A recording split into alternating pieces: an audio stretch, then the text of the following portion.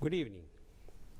Today we are going to discuss a very important topic that affect our life, our own lives of the people of this country, lives of the people of this region, and the lives of the global community. Climate change, disaster risk, and sustainability. These are major topics that are being currently discussed throughout the world in a wide and vast manner. There are various aspects on these topics, and there are a number of global initiatives that are being taken place to deal with these situations. Climate change, what are the actions that are being taken place on climate action? Then disaster preparedness and disaster risk reduction, and at the same time promote sustainability. So Sri Lanka Rupavahini Corporation, along with its regional partner Asia Pacific Broadcasting Union, we are organizing a regional summit, a media summit on climate action and disaster prevention under the theme of building resilience through media for a cleaner, greener and safer tomorrow. The summit will take place from 25th to 27th November in Colombo, with the participation of more than 70 international delegates, mainly journalists and journalists who are promoting climate action and sustainability. At the same time, they are working on disaster area as well. Then, along with number of their local counterparts, we expect altogether over 200 participants in this summit. So, along with this event, we have organized a series of panel discussions to create public awareness on these matters, especially the climate action, then disaster risk reduction and sustainability in Sri Lanka. Today we have today is the first discussion actually, so we have a distinguished panel. I would like to introduce them. First, next to me is Dr. Ananda Malabethantri. So Dr. Ananda is a technical advisor to the UN Office for Project Services. At the same time, he is the former president of Association of Disaster Risk Management Professionals in Sri Lanka, and Dr. has over 20 years in disaster management. His experience expands over 20 years in disaster management area. Then next we have Ms. Gothami Chandratna. Ms. Gothami is currently working as a program policy officer for disaster risk management and social protection at the United Nations World Food Programme in Sri Lanka. Then we have Mr. Nandana. We have Mr. Nandana Mohottige. Mr. Nandana serves currently as a program manager for disaster reduction and climate action at it's called Janata Action. Janata Action is an action program that lead initiatives to strengthen the community resilience and promote sustainability and climate responsive development in Sri Lanka. It's that whole program related to the community level climate action and disaster risk reduction. So these are very important areas that today we are going to pay our attention. So in this discussion, we'll discuss many areas, including what are the actions that are being taken in Sri Lanka on climate change and the reduction of the impacts of climate change. Then what are the actions, especially today we are going to pay more attention on disaster area. We have number of other discussions which are we going to face more actions and more discussions on climate aspect as well. So along with that, first I would like to turn towards Dr. Malavithantri. Dr. Malavithantri, first I would like to ask, what's the challenge currently Sri Lanka is facing in the field of, in the area of natural disasters? And you can, as an expert in this area, you can explain us the level of preparedness in this country, especially when we face now the rainy season is coming. Once again, we might have to discuss about the floods and landslides and high winds. So what's the level of preparedness in Sri Lanka according to your knowledge? Thank you. Good evening. I think when you say level of preparedness, it comes at different levels to itself. I think these days we are talking a lot about preparedness in the sense that preparedness for future, taking the lessons from the past and also integrating the global knowledge, the technologies, and also the digitalization, the power of digitalizations to be prepared and take action.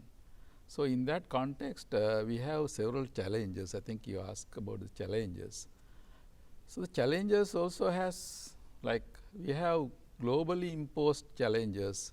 To name a few, we went through the COVID, we went through the economic recession, and we went through many things in Sri Lanka, and now we are in the debt sustainability.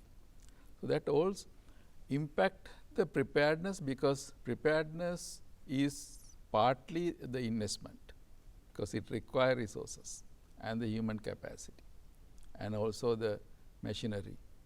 So now when you want to put all these things together in one set, I think the UN DRR this year on the International Day of Disaster Risk Reduction came up with a beautiful theme: invest on resilience, don't invest on disasters. So now what does this mean in this context, in challenges? Meaning, now we have used couple of terms, one is called climate prosperity. How do you use the climate and bring money in that's a separate thing. But I think I'd like to focus on the vulnerability aspects, which we call the climate justice. But it's not only climate, it is like prepare the people and the institutions and the whole ecosystem, the machines, the programs, the institutional capacity, all that, to serve the most vulnerable depending on the disaster. Because now if you take Sri Lanka, our disasters have also a geographic origin. Landslides in one place, we know the drought areas, we know the flooding areas, we know the sea level rise areas, we know where the groundwater is affected. So all these things comes up. So in terms of preparedness, we have come a long way. I think we can get into that in the next discussion. We have been connected to the global knowledge intensively and very successfully.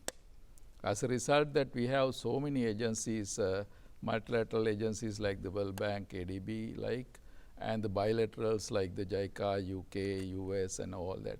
And also the many international agencies like the ADPC, many, and the UN system as a whole, working in Sri Lanka to enhance the capacity and bring the right level of knowledge and the right level of assistance, so that most vulnerable people are taken out of that vulnerability.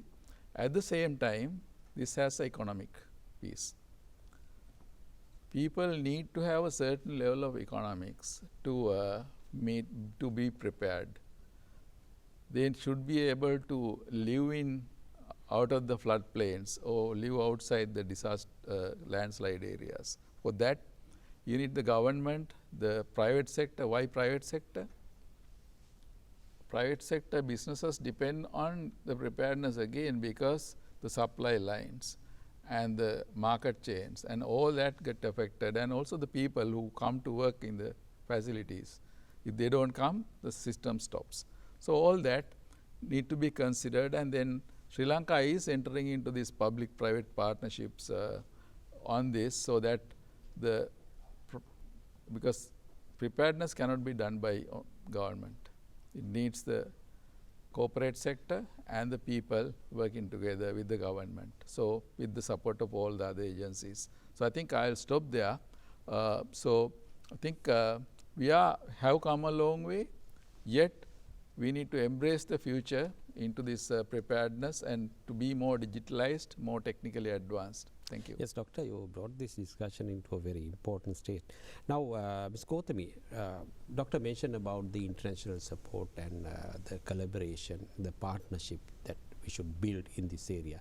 So according to your view, as an expert who working with the international community, what's the importance of disaster preparedness when we take the Sri Lankan context? Okay, thank you and good evening. I think we all know that the climate-induced disasters are happening. So it's not a stranger to us, like floods, drought and landslides. But as Dr. Mallavathanti also mentioned, so now the intensity and also the gravity of these disasters have significantly increased during last decades. It's mainly because of the climate change effects. Okay, so what is important is now we all of us here and know the country people, they are affected by different disasters in different ways and means. But these disasters disproportionately affects most vulnerable and also food insecure people. Especially people who are already struggling to live, like farmers, daily wage earners and also families who are dependent entirely on their daily income to live. So this is a very pathetic situation. And also this disaster, if we are not prepared, these disasters can reduce our country's development, and sometimes it can totally reverse the development, also it can reduce the hard gain efforts. In that case, I think preparedness is not a choice, it's a necessity. Okay, so how we can prepare is most important thing. As WFP, we trust it's the foundation of resilience building. So if we build or if we prepare communities well, it protects their lives, it saves their livelihood, and also it support to protect the assets. So in that case, in a nutshell, I trust preparedness is a core of resilience building. So I would like to highlight again, but preparedness is not a single person's business. So it's everybody's business. So again, I also would like to highlight what Dr. Mallavathanti mentioned. It is so important to build the resilience of the community and also to development of country. I trust, again, I believe this is the foundations of the resilience of the communities and the country. Yes. From international perspective, now we are going to move towards the local community-based perspective. Mr. Nandana, now you work very closely with the local communities regarding the disaster preparedness and disaster risk reduction. And at the same time, when we take Sri Lanka, we are not a very high disaster prone country. Anyway, natural disasters affect our day-to-day life, affect our communities vastly. So according to your view, what's the impact of disasters in the community level in Sri Lanka? Thank you very much and good evening. As Janata Action, we have been working very closely with communities for more than 10 years now, and this includes community groups like farmers, fishing communities and other vulnerable communities.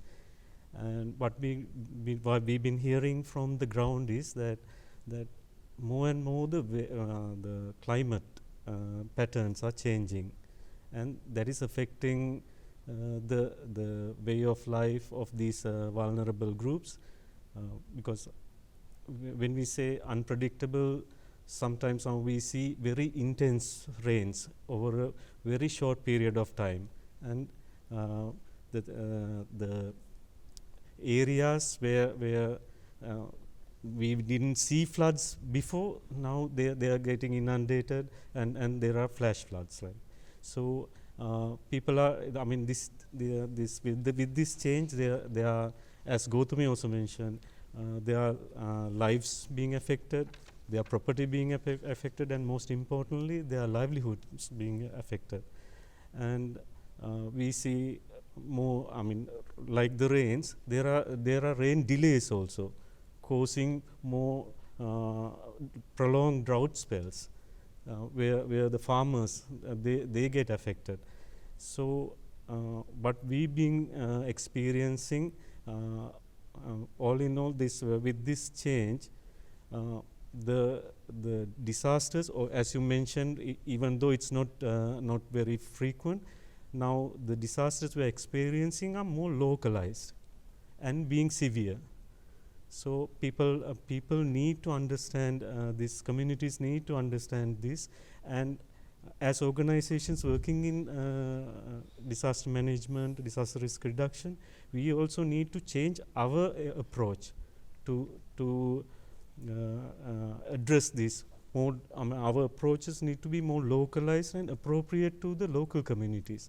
We need, I mean, we know this is a global effect, but we need to see that global effect, but we need to make it more localized, and communities need more suitable preparedness interventions that will keep their lives safe, and their property and their life, they can continue their livelihoods. Yes. Dr. Ananda, now 2004 Asian tsunami, we can mention it's a kind of turning point in the whole disaster risk reduction and disaster management arena, especially in Sri Lanka, because Sri Lanka is one of the major affected country. So how can you explain the evolution of disaster risk reduction and disaster management activities in Sri Lanka in the post-tsunami period? Thank you. It's a very good question, and also we should not forget that Sri Lanka has a culture of disaster management from King's days, these tank cascades to taking care of the health impacts. But tsunami was a turning point, as you said correctly. It connected us with the whole global disaster management system.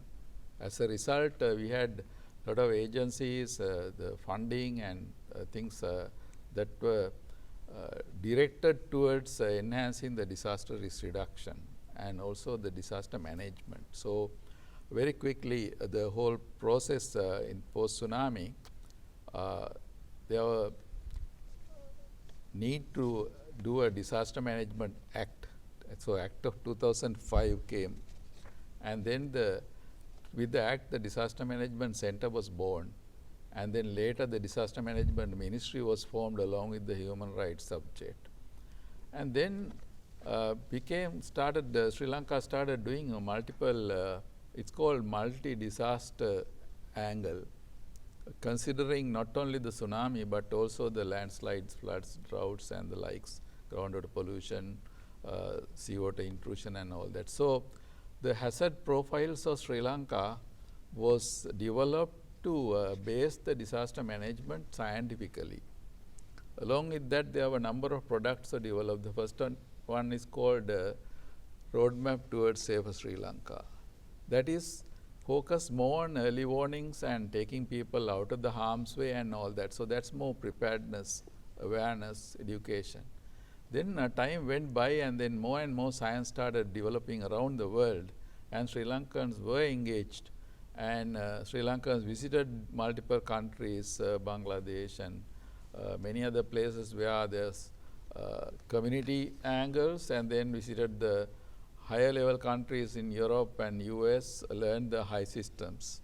So all those are put together in 2014 in the form of a comprehensive disaster management program going 14 to 18. And when that was implemented, there are a lot of database support was given. One of the fantastic databases we enjoy Sri Lanka is called Disinventor. Starting from 2007, we have all the events at the GN level, Grams Niladhari division. That's the lowest level in administration, recorded in one central database in Colombo in the Disaster Management Center. And it was, the reports are coming from the full administrative system. And that reports were used to develop more programs for preparedness and response and early warnings and advanced systems like the incident command management system, standard operating procedures, agency coordination, and all that. So with that, this disaster management is an evolutionary subject itself. So we were starting to think about the position of Sri Lanka, how the Indian Ocean is impacting us, how the El Niños are affecting us, El Niños are affecting us, Indian dipole is affecting us, how that factor in the early warning system designing. So the modeling aspect of it. So then agencies like the Asian Disaster Preparedness Center and the UN system and all came together. And then there were another set of disasters evolved in. We call them the slow onset disasters. Disasters due to pollution. Now, for example, if you store chemicals in the wrong place, flood comes, it gets lifted up and all the wells and water bodies get polluted. And then new areas like the antibiotic resistance bacteria. It's a human and also poultry farms and all that. So when that goes, our antibiotic resistance go down. So those are new areas. And then the plastic came, the microplastics, because microplastics can attach to many pollutants and get into the human food cycle through milk, through fish, to other foods.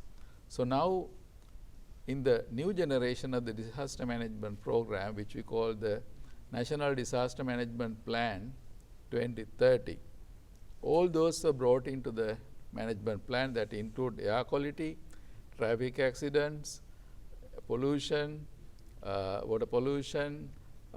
So many new areas are taken in, and also the advancement of the digitalization space, the dashboards, the reporting mechanisms, rapid responses, and also regional cooperation. Now, for example, if you get an oil spill, you need huge, very quick support. Now we have a system where we can reach out to India and we can reach out to many countries and bring the booms, bring the diffusers, and react fairly quickly. I think we saw it in our ocean disasters also very recently.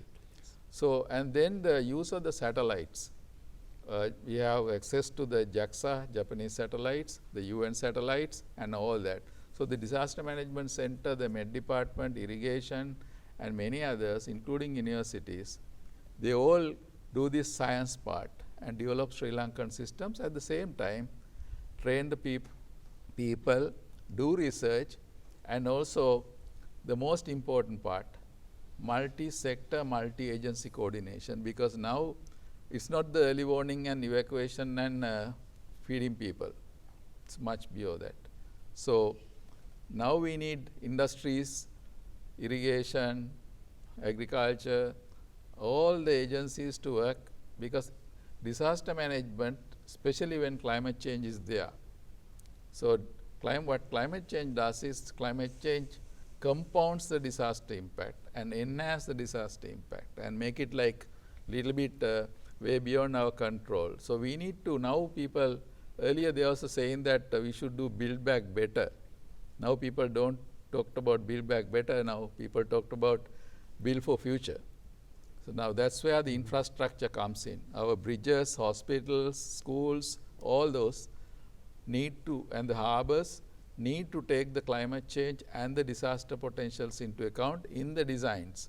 Now there are a lot of good guidance came, including the last week, the UN Office for Project Services put out infrastructure guidance, how the countries can enhance the resilience. Now along with that, now we have new funds coming up, loss and damage funds globally. Now our disaster management plan 2030 is capable of absorbing all those new knowledge, new resources, the climate angles, all those. So the Sri Lanka base is now there for advancement. Thank you. Yes, this doctor will discuss, especially we'll discuss about the National Development Plan 2030 in our next discussion. Then I would like to move towards Ms. Gautami. Earlier you mentioned about the international cooperation and the activities of the WFP. Now, can you elaborate more on the WFP's role in disaster preparedness nationally and regionally as well as globally? Little bit, wider subject, but you can break the parts according to. WFP is the world's largest humanitarian agency who is engaged in the disaster preparedness and response. Yes, actually we know about their role in the man-made disasters like wars and all kind of activities, but this is a different role. Yeah, but yes, true. But this is the knowledge everybody is having. But our role is go beyond that. We are not only focusing the man-made disasters. We equally support the people affected by climate-induced disasters. We call natural disasters. I don't know whether this term is correct. Yeah. But we equally support for all the kind of people who are affected by disaster. In this context, saving life is not just a mission for us. It is our purpose. So we trust saving lives means it's already protecting the dignity of the people and also preserving their lives. In this context, we do a lot of interventions. And in a nutshell, all the WFP, globally, regionally, and in Sri Lanka, we closely work with the community and also with the government, collaborate with the government. So when talking about the communities, we always support and build their capacities to prepare and respond to disasters. But we don't stop our work there. We go beyond that and we build their capacities to improve their resilience and improve their, support them to build the empowerment. So that in other disasters, so disaster is anyway whether we like or not, it's happening. So rather than giving response time to time, what is important is build their capacity so that they will be able to withstand disasters and also bounce back very quickly and strongly. And same times in parallel, we work with the national and all the levels of government. So in Sri Lanka, so we are very closely work with the National Disaster Management Center. And also other technical agencies like Meteorological Department, National Disaster Relief Services Center, National Building Research Organization, and also Irrigation Department. So these are the technical agencies who support preparedness interventions. And going down, also we work with the local agencies also, so that it ensures for us to pass the message to the national, to the ground level. And let me explain few examples about our intervention. But as traditionally, we are supporting globally, regionally, and nationally about the early warning systems. Strengthening early warning system is one of our priority activities. Actually, strengthening early warning system matters. Why? As timely, reliable, and tailored early warning systems can save lives, livelihood, and assets of most vulnerable people.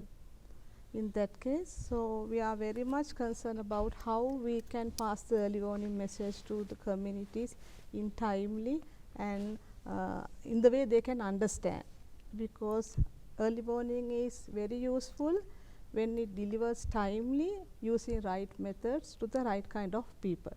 So this is where we are very much concerning our support for government agencies to strengthen their capacities to deliver these early warning messages to the people and ensuring their lives and livelihood. And so as Dr. Malothanti mentioned, so early warning, now we have to go beyond the early warning. So the disaster situation has become more complicated and complex. In that case, I would like to talk about briefly about the anticipatory action. So anticipatory action simply says acting before the disaster occurs. So WFP globally, we are a strong advocate for anticipatory action approach. WFP has been a global leader for anticipatory action since 2015. And in 2024, we were able to expand our program, reaching 6.2 million people in 44 countries through anticipatory action approach.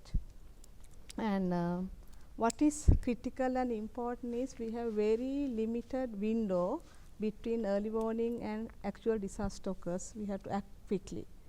So I will give a clear examples how the regionally and globally we implement this activity. In Nepal, so they were able to activate anticipatory action and support with the cash assistance. With that, the communities in that area, disaster affected community, they were able to protect their lives and also save their livelihood, because then once they get the early warning and also cash advance before the disasters, they are in a better position to fulfill their needs, immediate needs. Likewise, they were able to evacuate their animals and save some stocks. And in Bangladesh, it's reported that 50% of the emergency response funds they have used earlier was able to reduce through the anticipatory action approach. So these are about the regional experience, taking this knowledge and experience. So now in Sri Lanka, we are happy to mention we are implementing a pilot project in Ampara districts with the Ampara District Secretariat Office with the support of Disaster Management Center, Department of Irrigation and Department of Meteorology. So in that way, we are trying to make people aware before the disaster occurs and not to be reactive, but they can act before the disaster, and definitely it will help to reduce the humanitarian impact. So this is one of the areas we are focusing. And I mentioned earlier, so beyond another step, going ahead now, our focus is community resilience. How we can build the resilience of the community in a holistic manner. So we help to build their capacities through training, workshop, and also introducing some good practices like climate smart agriculture practices and linking them through with the other agencies. And these are different activities so that in future these community can withstand the disasters and they are empowered to do by themselves.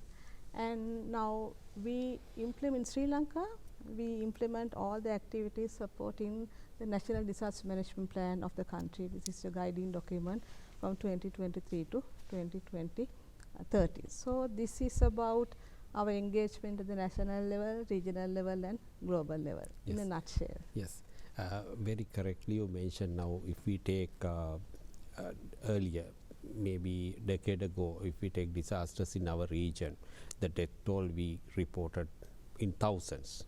But in most recent disasters, what we witnessed was the death toll and the affected people and the casualties, number of casualties are drastically reduced throughout the region. You mentioned about the Bangladesh. Earlier, we identified Bangladesh as a very disaster-prone country. Now, we can see they have come out of it in a dramatic way. So, thanks to these early warning systems and the global interventions you mentioned. So, Mr. Nandana, now you mentioned about Janata Action.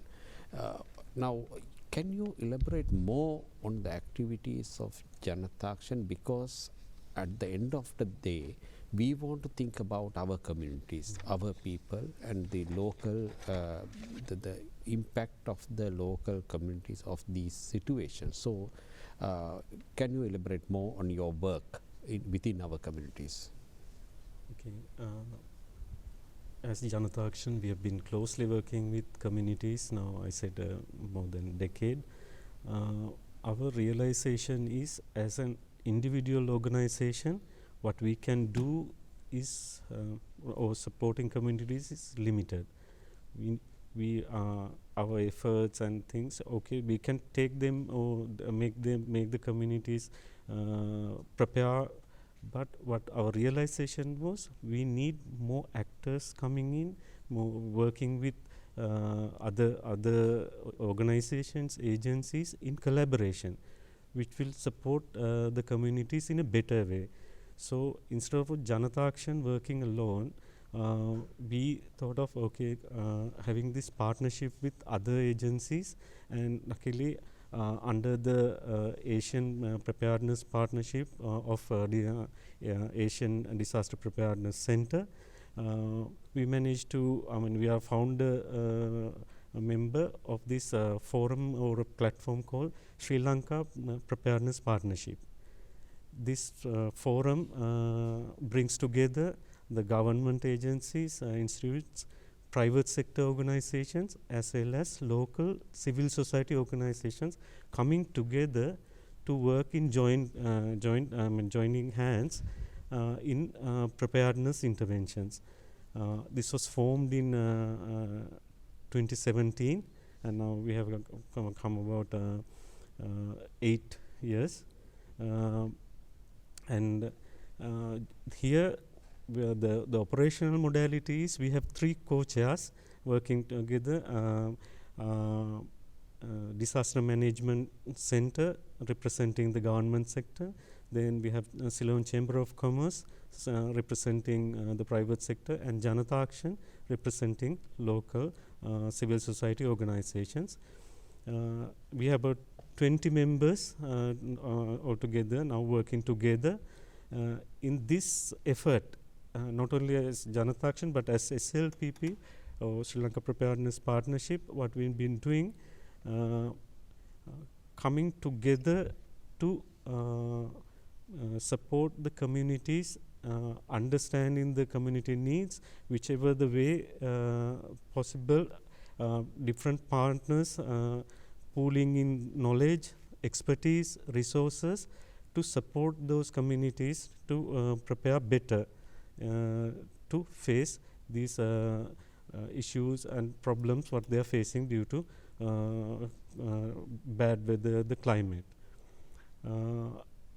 As examples, what we've been doing so far, we managed to train more than 2,000 first responders for responding to disasters, as well as train more than 1,000 individuals on business continuity management. Like this is to support small and medium scale businesses to run in during the disaster periods without getting their operations affected that much. And at national level, we've been supporting the localization of these global, I said global frameworks and things guiding us to make it more applicable to the Sri Lankan context, to the local community context. We've been supporting to localize these frameworks. So all in all, we are also evolving as a partnership. Our ambition is to get more partners. I mean, at the moment we have these 3 sectors, but we can get the involvement of academia, the researchers, as well as media coming into this partnership. So our preparedness efforts will be more comprehensive and more useful to the community level. Yes, Dr. Balavantantri, you brought the topic of National Development Plan 2030. It's very important. So can you elaborate more on that? Yeah, it's a good question. Like what are the key elements in the national? We were when the formulation was done, we were very lucky that we had a global framework called Sendai Framework for Disaster Risk Reduction to that adopted bring in the 2015. local knowledge and getting the international platform and localizing it to suit Sri Lankan aspect. So Sendai framework is a very simple 4-pillar thing, and the first one is knowing the disaster, and second one is strengthening the governance, that is like how you work together and all that. It's not only military but also the other development agencies. And the most important part this year being highlighted is the investing part. How do you invest? not in the disasters but also in resilience. Now, what do you mean by investing in disasters is like you built something in the wrong place in a floodplain. So that is a disaster investment. Or many things that can happen in wildlife or forestry or any other field. You do something against the nature, you get wiped out. So then the fourth one is the disaster preparedness and effective response, and also how to recover. Like we mentioned about this building forward, how to build things for the upcoming climate change, because we were planning at 100-year floods. Now you can't plan for 100-year floods. You have to change it. So now when you are mounting, and then I think we mentioned about this upcoming slow onset disasters and all that also brought into the picture. But beyond that, there were 2-3 other key elements were considered as guiding principles. I think Gautami mentioned about the anticipatory action, and then Nandana mentioned about the community leadership and communities. We call it like the citizen science. How do you get the community in the decision making process? To do all that, you need to have a little bit of a macro picture. Now, Disaster Management Center led a few exercises that really built the 2030 National Plan. One is called adoption of the strategic environment assessments into disaster management. Now, example is when the war ended, when you had 365,000 people in Vaunia, Disaster Management led this exercise with the support of UNDP and UN Environment to do like a master plan for the north. How do you settle people, not put them on the cyclone tracks, not put them on the floodplains, not put them in elephant corridors, and that kind of a disaster risk reduction mainstreaming in the resettlement. So that's what you call investing in resilience. So Disaster Management Center did it in 2010 to onward, after the war. And then again there was another tool got implemented called disaster impact assessment. Now we all heard about the environmental impact assessment on industries and investments and all that. So Sri Lanka added the disaster impact assessment to augment the environment impact assessment. So there was a checklist developed by the Disaster Management Center, and then Cabinet approved, and it was brought in along with the environment assessment. So that is another way of mainstreaming and providing the way. And then it went much beyond in the disaster management plan called public-private partnerships. So the Clean Sri Lanka is socially, environmental, ethically. Those are the kind of programs came. I can cite a very quick example. We have this Kalani Basin, Kalani River, goes by Colombo, and the water of that basin drink by 25% of that, 1/4 of Sri Lankans. It has 3 industrial zones and 10,000 businesses, and out of that 4,000 handle chemicals. And these 3 main industrial zones also deal with all kind of pollution. Now in the upstream, in river start in Sri Pada, that's Adams Peak in the peak wilderness, and there's a lot of deforestation. So the problem is, we have the cloud forest up, the cloud comes, the rain gets generated, rain falls on the ground, and when you don't have a cover, immediately that water gush into the streams and Colombo get flooded, Kalania and all get flooded. Flooding is one, and then we lose all that water. So we have droughts. And then in the middle we get landslide because of the bad land management. Then the silt, the mud and the topsoil and the fertile soil get washed away. And where they end? They end in our power plants that lose the water capacity, so the power generation get impacted. Then since we created a drought, during the dry time the seawater start going towards Ambatale, that's a water treatment plant. So the water treatment plant has to put barriers and all that. And the highest cost of water treatment in Sri Lanka is the energy cost.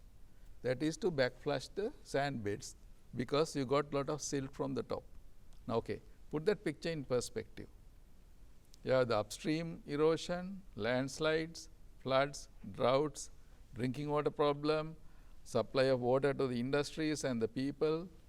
So now, how do you put all that multi-sector, multi-stakeholder thing into perspective in disaster management?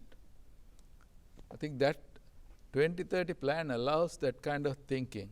So I think it's a classic example for Sri Lanka to do a multi-stakeholder approach for risk reduction, non-risk reduction, but upcoming, there are a lot of concepts called payment for ecosystem services. Now, Colombo people drink water, but there should be a way that we can assure that your water is clean and it doesn't have metals, doesn't have other additional things leaking in. Yeah. So if you can assure that, probably people may willing to pay a little bit, not everybody. That's where the government can invest on that, and that can restore the upstream, that can reduce the erosion, reduce the landslides, and reduce the floods in Colombo, and also prevent the seawater intrusion upstream. So now you can see the multi-dimensional, multi-aspects of this whole example. I highlighted because now the emerging concept in the world is businesses, governments, all get into this subject called sustainable financing. Disaster Management Plan 2030 allows carbon financing, sustainable financing, and all that, so that the businesses and everybody knowing the benefit can invest on the ecosystems and also disaster prevention in a very regional area. So that could be Kalani Basin, or that could be Knuckles and other ups, or down here in the Nilwala area, you get flooding in the south. So I think all these things, the payment for ecosystems, and also the part is called nature-based solutions. We are really lucky to have good nature with us. Now, how can you do this nature positive development? And we have a great plan called National Physical Planning Policy, which takes into account all the development up to 2050. And we have the National Adaptation Plan, the climate nationally determined contributions, the Net Zero 2050 Plan, Climate Prosperity Plan. 2 weeks ago, I think UNDP released this climate financing strategy. There are many new things are emerging, and we can take all that into account, and then those are the features in the National Disaster Management Plan 2030. All this new thinking in the global domain can go in there. There's enough space created in that plan to absorb all that. Thank you. So, Doctor, what's the status of this plan? It's now being implemented, or what's the status? Because we need that contribution of multiple stakeholders to implement this, law and order, the private sector, government, and the community. So what's the level? It's actually, I think Nandana mentioned about this SLPP. Yeah.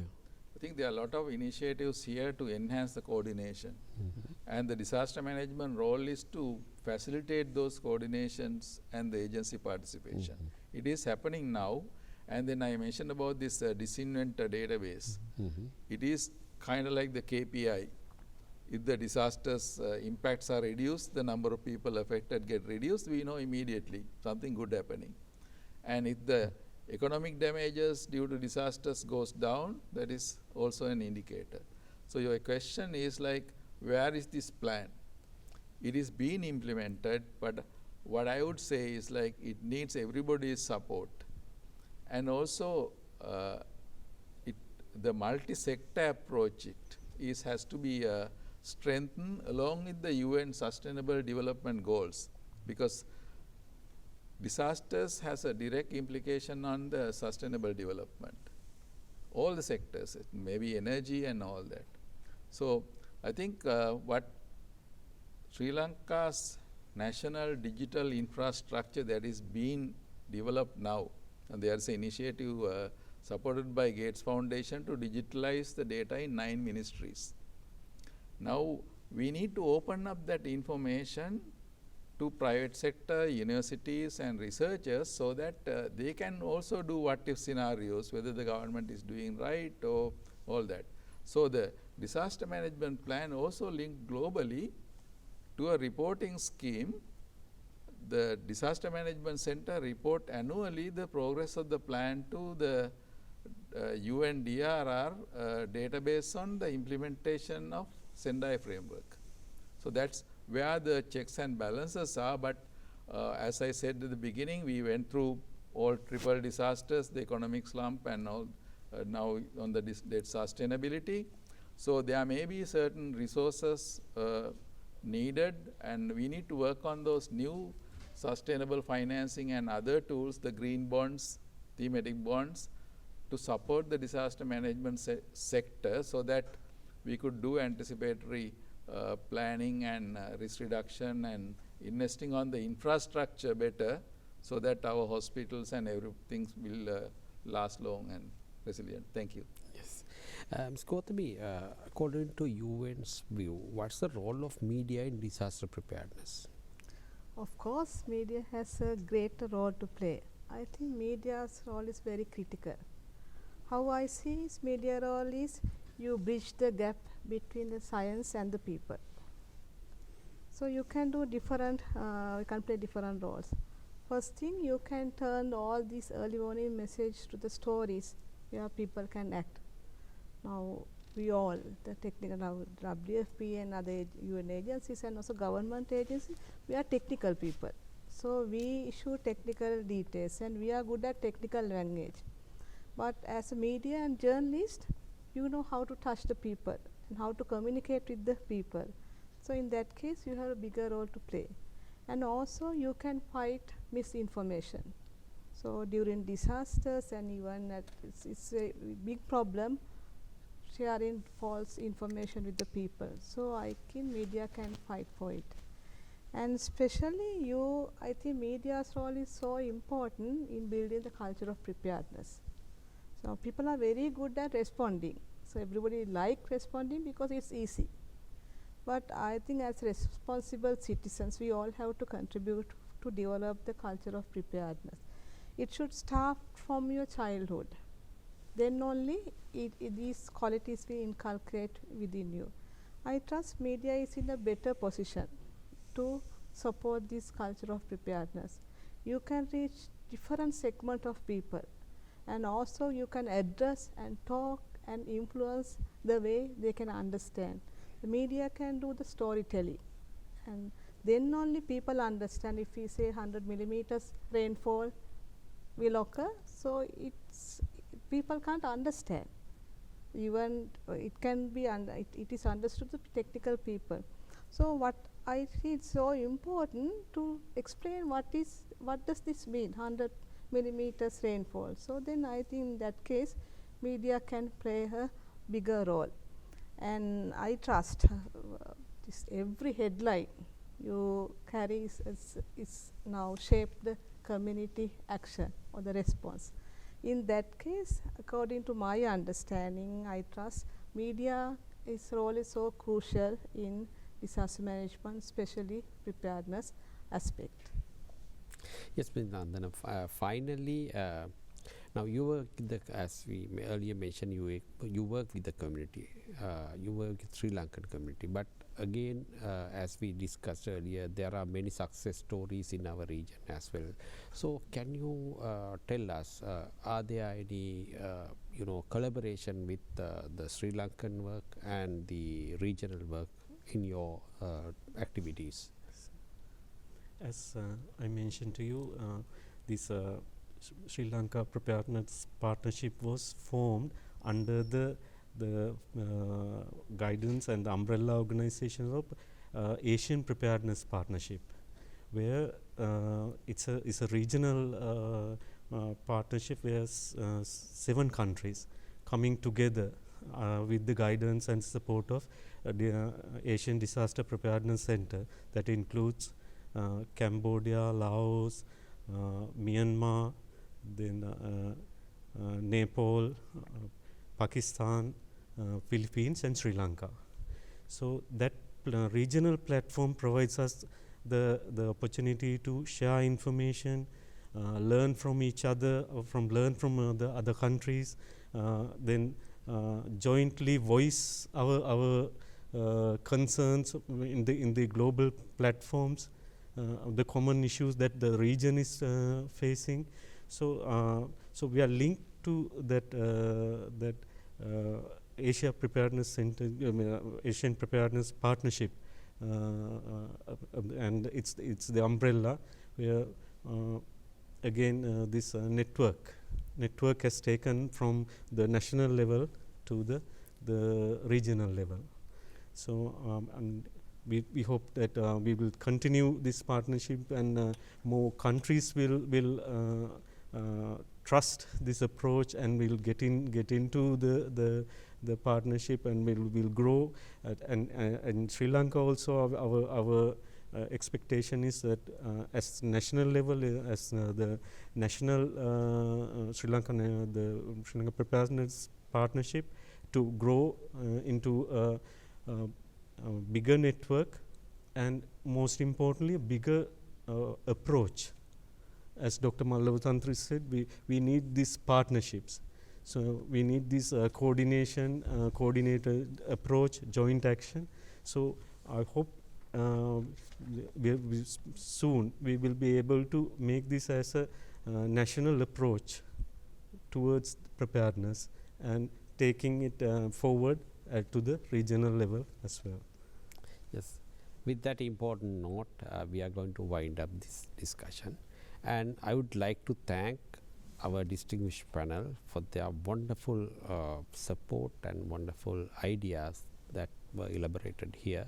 They are really useful in shaping the climate action and disaster risk reduction sectors in Sri Lanka, and I would like to commend their service in that because they are very high academics and technical community that deals with very important area that saves life and make lives better in Sri Lankan community. So we are going to meet you in this type of discussion in the future as well. We have planned, as I mentioned at the beginning, we have planned series of discussions. So we'll meet you in this type of discussion with another topic, another important topic that involves with your life. Thank you very much and good night.